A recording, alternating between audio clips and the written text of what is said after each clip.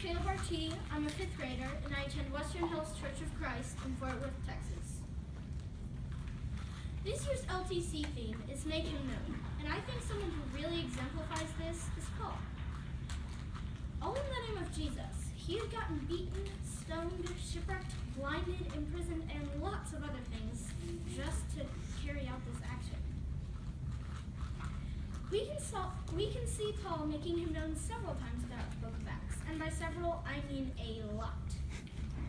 In Acts 8, we find Saul, who was also known as Paul, persecuting the church. This is what verse 3 says. But Saul began to destroy the church. Going from house to house, he dragged off men and women and put them in prison.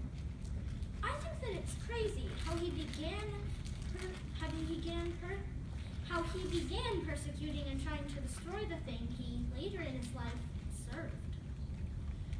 He continued doing this, but as he traveled to Damascus, something happened, and that something is in Acts 9, verses 3 through 6. As he neared Damascus on his journey, suddenly a bright light from heaven flashed around him.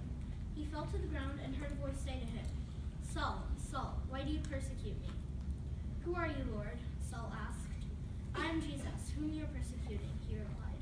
"Now get up and go into the city, and you will be told what you must do." Paul did as Jesus asked, and then he was baptized. He became a faithful apostle who went from town to town, spreading the word of God and making him known. I once asked my friend Adam if he would come to church with me and my family. He looked thoughtful for a moment, and then he politely declined. I was definitely disappointed, but I kept trying. This is one of my connections to the story of Paul. He preached to many towns, but not all of them listened. He was determined, so he kept on trying, and that's exactly what I did with Adam. I invited him several more times, all to my dismay, but finally the moment had come, and he accepted my offer.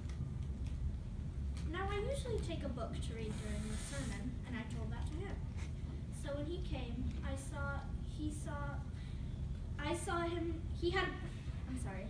So when he came, he had a book too.